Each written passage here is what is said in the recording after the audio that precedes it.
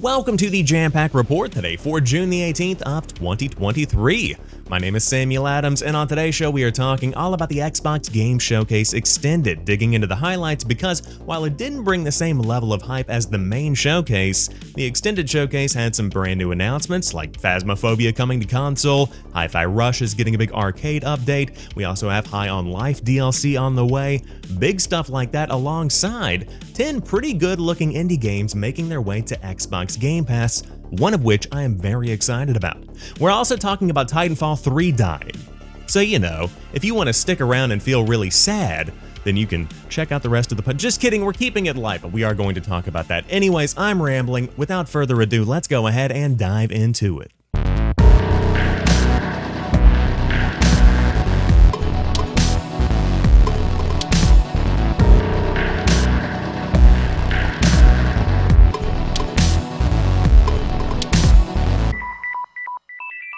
In case you missed it, there are two episodes of the Jampack Report that dropped last week, one on Monday talking about the Xbox Game Showcase, and one on Wednesday digging into the news from the Ubisoft Forward, and both were very good presentations. I think that Ubisoft Forward was probably the biggest shocker of Summer Game Fest for me, because the games they debuted looked really good. And of course, we're talking about Star Wars Outlaws, we're talking about Avatar Frontiers of Pandora, and I think we could be seeing a big turnaround for Ubi in a way that I don't think anybody probably expected. I mean, keep in mind, this company was about to be acquired in a hostile takeover just a couple of years ago, so this is a pretty big change of trajectory.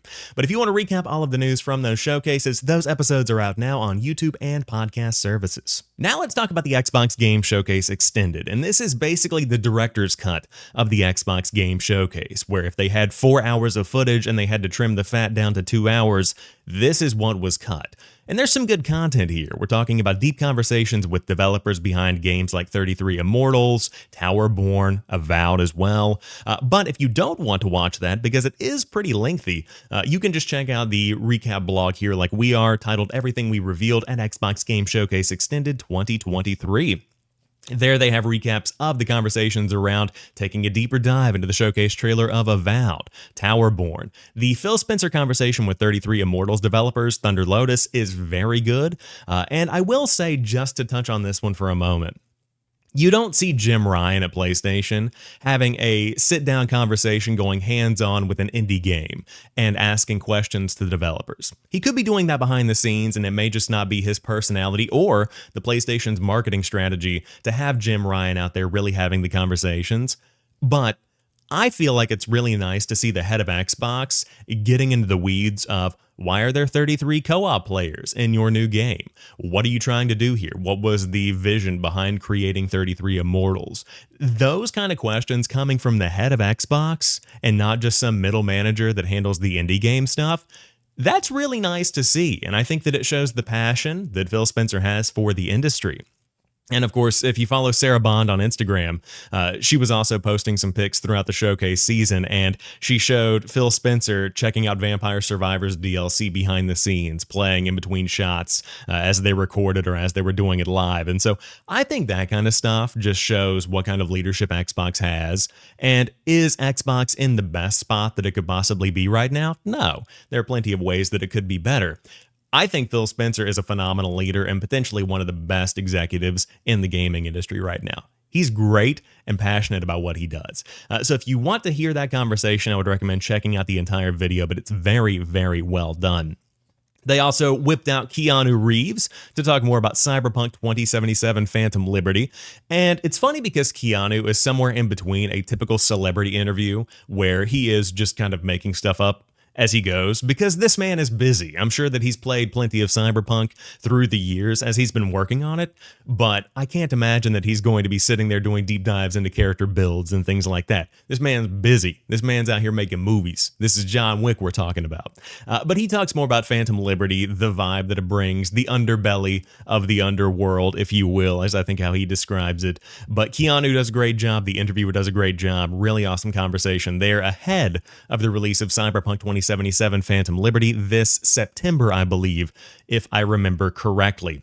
But of course, this is the expansion that includes Idris Elba. If you want to check that out, going to be a very big shift for Cyberpunk 2077. In fact, it resets more of the game than you would expect. It's a really good diving in point because a lot of the character attributes are kind of reset across the board, so it's kind of a fresh experience that goes alongside the main Cyberpunk 2077 story.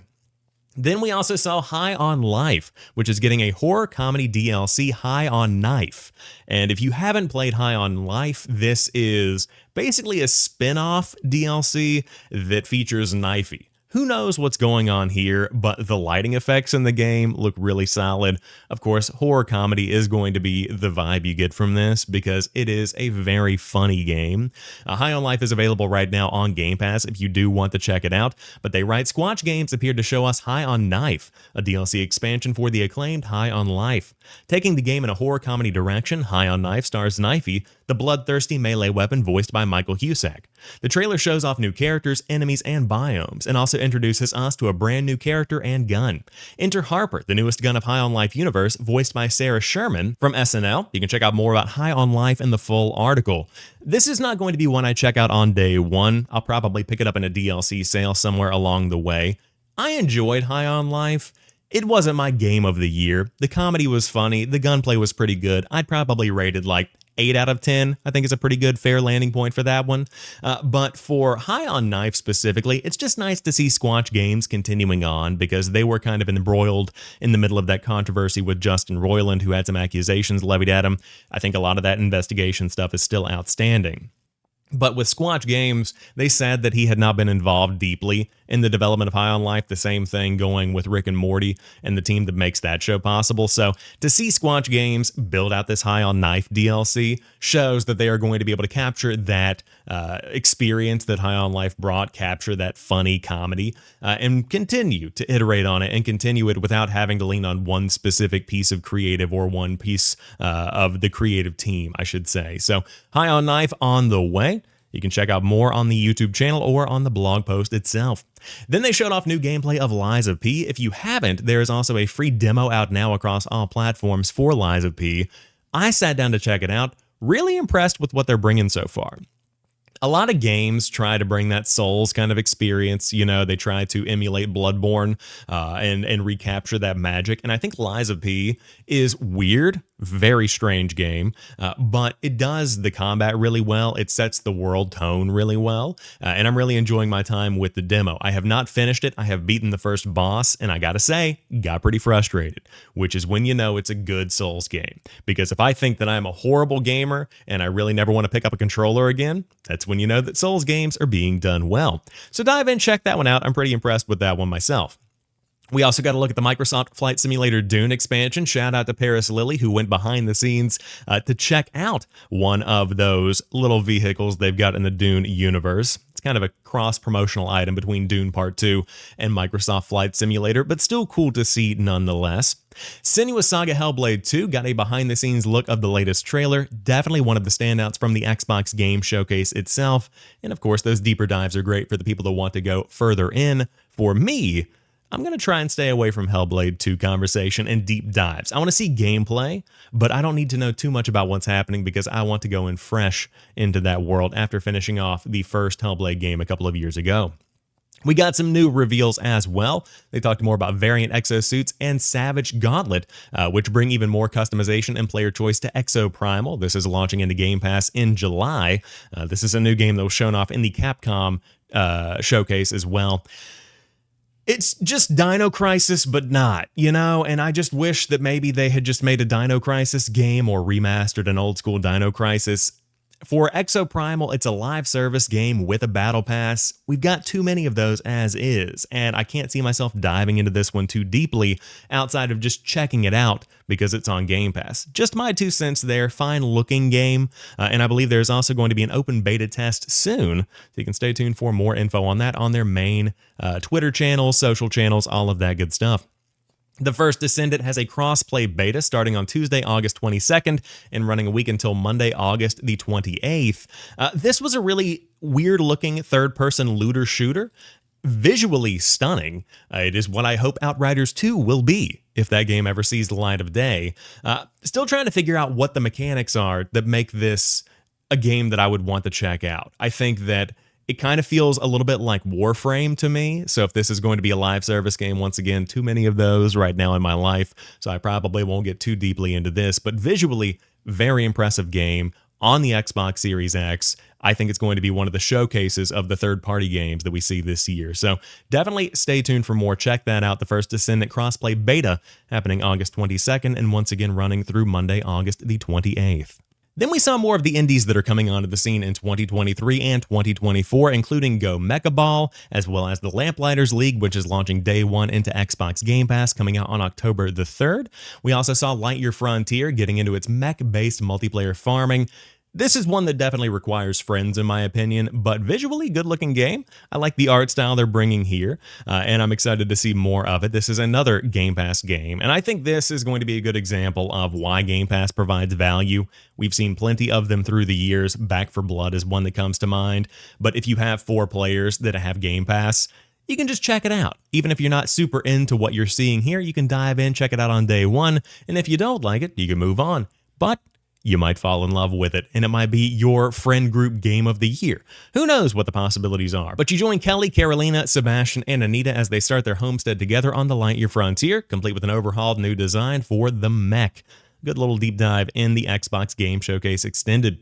Phasmophobia is coming to Xbox. It's coming to Xbox Series X and S in August 2023. It's a 4-player online co-op psychological horror game. You and your team of paranormal investigators will enter haunted locations filled with paranormal activity and try to gather as much evidence as you can. Use your ghost hunting equipment to find and record evidence to sell to a ghost removal team. Phasmophobia is a game that has been making the rounds on PC over the past couple of years. It's been big in the streaming space as well. Really entertaining game to watch, and it definitely has kind of a Blair Witch vibe to it. And by the way, that game's not that bad. Pretty good little game there. I think that was on Game Pass a few years ago as well, but definitely an indie approach here. This is not something that has the big AAA polish you would expect. Like, this is not a Dead Space remake level horror game, but it's something creepy, something that's going to be good for the winter, or I should say the Halloween season, not quite winter. So August, it's launching into game preview. Then as we get closer to September and October, more and more people are going to be able to check it out. But cool to see this one making its way to console, which is always nice whenever you see a game come from PC and make its way over to more players around the world, 150 million of which are on Xbox right now. So cool stuff to see making its way over to the Xbox platform away from just the PC exclusivity.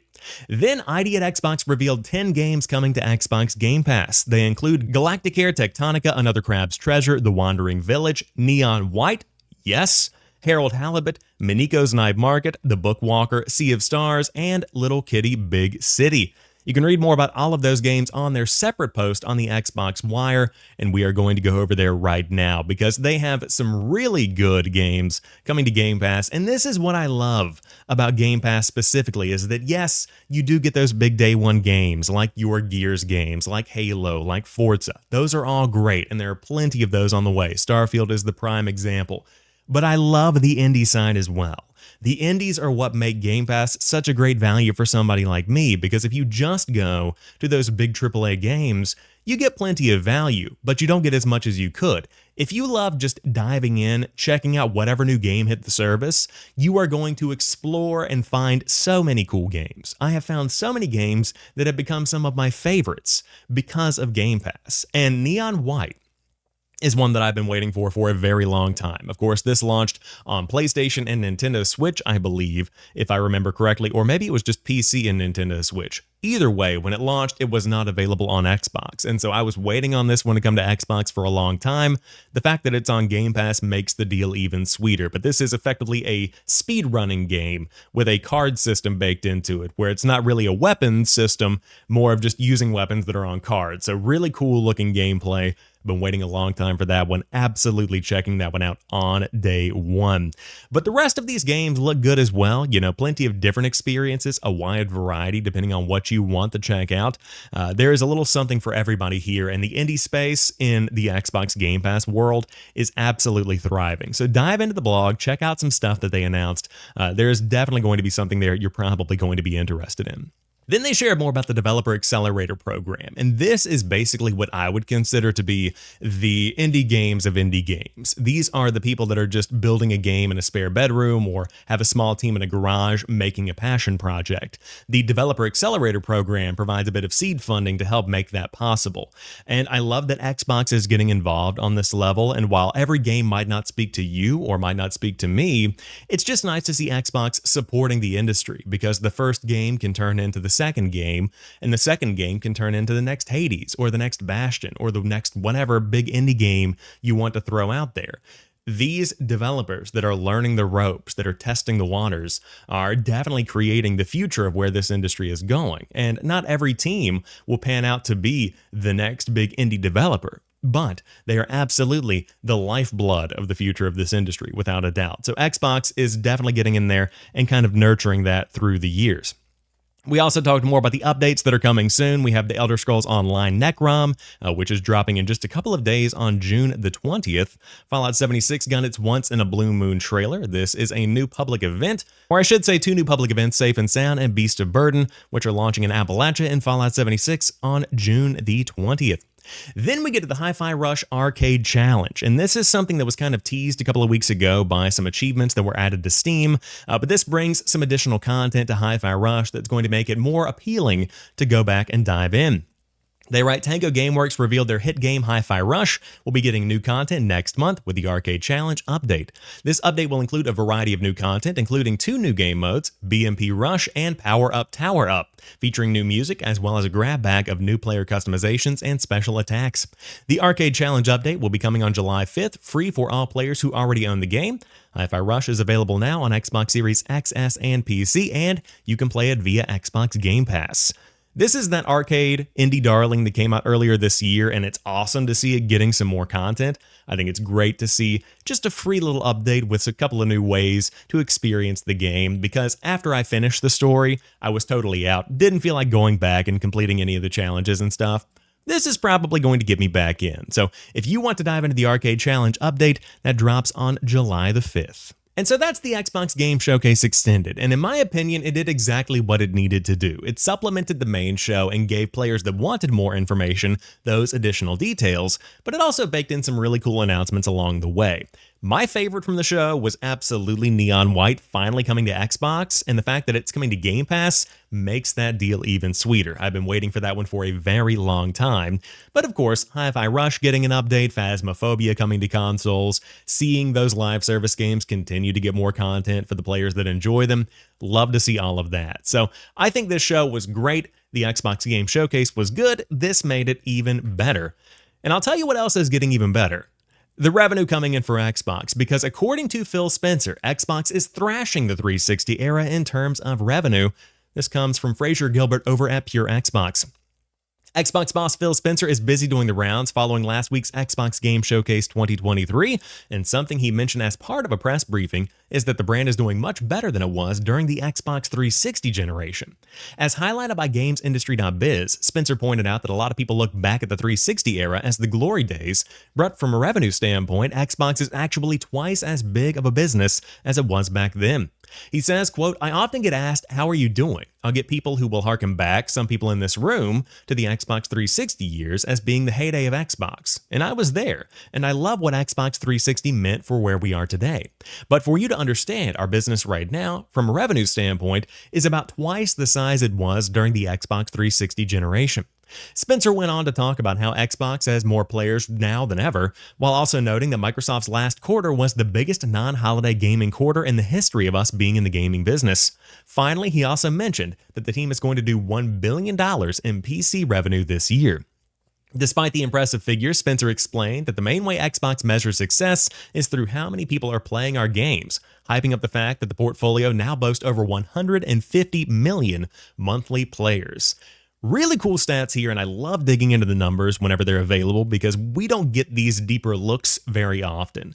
I know that more and more companies are being kind of secretive of how they're doing financially. I know that Microsoft discloses a lot because of the size of the business, and with Microsoft proper, you can kind of see the breakdown. But things like actual Game Pass user numbers, monthly player counts, That kind of stuff is kind of hard to come by from time to time. And so the fact that we have 150 million monthly players, very strong Xbox community, PC doing $1 billion in revenue this year, very impressive. But I love the fact that it's double the size of the Xbox 360 generation in terms of revenue. That shows a healthy company. Now, a couple of things to consider here. The size of the gaming industry is way bigger than it was back then. The size of the gaming population is way bigger than it was back then. Because if you're like me and I'm 26, the Xbox 360 was the console to play during that generation. That was where my friends were. And so now that we're talking about a console that is more than 10 years old, way more than 10 years old at this point, you're looking back on that and you're thinking about it from a nostalgia point of view. You're thinking about it from what it meant to you. This next generation of players that grew up potentially with the PS4 and the Xbox One as their PS3 and 360, they don't have that same kind of affinity. And so the fact that revenue is doubling shows a growth of the gaming population, but it also shows a growth of the Xbox brand as one of the destinations that generation is going. So all of these factors come into play, but ultimately the fact that growth is happening is key, and Phil Spencer is pretty bullish on the way that the Xbox brand is growing right now. So I'm impressed with these figures, and I'd love to know what you think about them down below.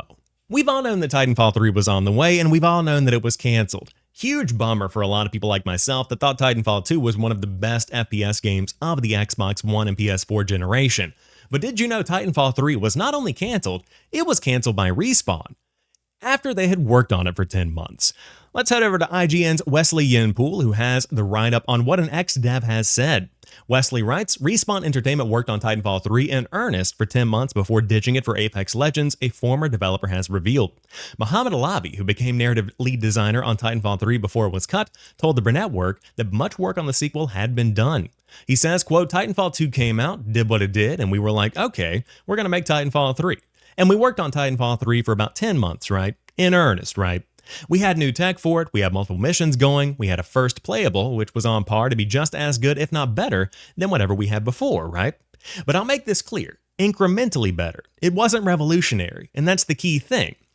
And we were feeling pretty decent about it, but not the same feeling as Titanfall 2, where we were making something revolutionary, you know what I mean? So what happened? According to Alavi, it was a combination of the multiplayer team having issues making an experience that didn't burn players out quickly, and the explosion of the Battle Royale genre with the release of PUBG in 2017. The multiplayer team was having a hell of a time trying to fix the multiplayer, because a lot of people love the multiplayer. People love Titanfall 2 multiplayer, Alavi said. But the people who love Titanfall 2 multiplayer is a very small number of people, and most people play Titanfall 2 multiplayer and think it's really good, but it's just too much. It's cranked up to 11 and they burn out a bit fast. And they're like, that was a great multiplayer, that's not something I continually play a year for 2 years, right? So we're trying to fix that. We're trying to fix that from Titanfall 1 to 2, trying to fix it from Titanfall 2 to 3. The multiplayer team was just dying, and then PUBG came out. Respawn developers were seemingly more interested in playing a Battle Royale map with Titanfall 3 classes the team had put together than any of the standard Titanfall multiplayer modes they were working on. This prompted a realization: ditch Titanfall 3, which may or may not have ended up being a better game than its predecessor, to create a Battle Royale that was wonderful. Quote, at that time, I had literally just become the narrative lead designer on Titanfall 3. I had just pitched the story, the whole game that me and Manny had come up with. We made this big presentation, and then we went off at break and came back from break, and we talked about it, and we were like, yeah, we need to pivot, and we need to go make this game. We literally canceled Titanfall 3 ourselves because we were like, we can make this game, and it's going to be Titanfall 2 plus a little bit better, or we can make this thing, which is clearly amazing. And don't get me wrong, I will always miss having another Titanfall. I love that game. Titanfall 2 is my most crowning achievement, but it was the right call. That is a crazy cut. Such a crazy cut that EA didn't even know about it for another 6 months until we had a prototype up and running that we could show them. This is a crazy story, and it's kind of this stuff that I love hearing about from the behind-the-scenes teams that are working, because they worked on it for 10 months. And they pulled the plug on Titanfall 3 to make Apex Legends. And they didn't tell EA for 6 months. They did not tell the publisher of the game they had been making for 6 months. But Apex Legends ends up being what it is today. And while it might not be the go-to battle royale for a lot of people from time to time, depending on what new content is out there, depending on what competitors are entering the space, Apex Legends has stuck around.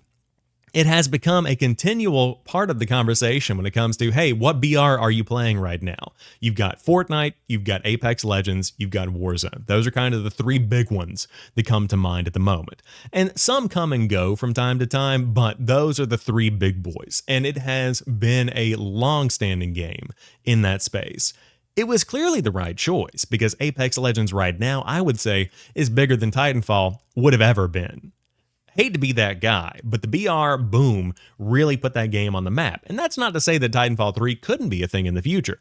It would be awesome to, even if they don't want to work on it right now, see Titanfall come back in 10 years with something that has double next-gen graphics, whatever you want to call it. There is a world that they have created that very well can still be redeemed. Right now, Apex Legends is the focus, and that totally makes sense. Now, of course, Respawn makes a ton of other things. We're talking about Star Wars Jedi Survivor, that kind of content, and who knows what else could be coming from them. But they've got a lot of talented developers behind the scenes, and for them to make this choice was clearly the right one to make, as much as it might hurt people like myself that absolutely loved Titanfall. So it is what it is. Titanfall 3 will not see the light of day, at least not anytime soon. And finally, to round up today's show, Diablo IV is making a ton of money. In fact, it has earned more than $666 million in sales in its first 5 days. See what they did there because Satan. Setting a new Blizzard record for the studio. The first 5 days of sales for the new Blizzard game outgrossed the worldwide box office for all horror films released in 2023 combined. And they talk more about the success of the game compared to other games, but I want to get down to the numbers specifically. Here's a look at Diablo 4's first week. There have been 276 billion total monsters killed, 317 million player deaths, 276 million total hours played since early access. That is more than 30,000 years, or enough time to watch everything on YouTube with 13,500 years to spare. More than 166 million player parties have been created, 5.8 million total deaths have been served by the Butcher, 430,000 players have been killed in PvP battle, and it is the #1 game on Twitch from early access on June 1st through June the 9th, breaking previous Blizzard records for hours streamed and watched over a similar period. This stat about Twitch is pretty wild, because this is talking about Overwatch as well. That shows a very significant uptick for Diablo 4. They also say that's not all. Many players are competing in the hardcore race to level 100 without dying for a chance to be immortalized. Some, like Woody Joe, succeeded. Others met a far worse fate. And they talk more about the reviews and the impressions and things like that, but Diablo 4 is absolutely killing it. I'm playing it right now as well, and while I haven't been able to put tons of time into it, I think that I hit level 36 last night. I just got the mount in the campaign, so I'm just taking my time going through it. Been very busy lately, a couple of different trips and things in between. I'm really loving my time with it, and if you are a big fan of RPGs, this is the best Diablo game that has come out to date. Now, I'll see what it looks like in the end game. We'll see how long I end up sticking with it. I can tell you right now, I personally probably won't be coming back for the seasonal content just because this is not my kind of game that I want to stick with week after week after week. But Diablo 4 is absolutely dominating, over 666 million in sales, and players are through the roof in terms of player count, in terms of engagement, in terms of conversation. The game is killing it. So congrats to the team at Blizzard, because you guys have a winner on your hands, as if anybody ever doubted that would be the case. But that wraps up today's episode of the Jampack Report. If you're new here and you enjoy what you see or what you hear, be sure to hit that subscribe button on YouTube or add the show to your podcast feed of choice and get it delivered to you every single Sunday at 10 a.m. Eastern Time. But until next time, you guys have a fantastic week, and as always, keep on playing.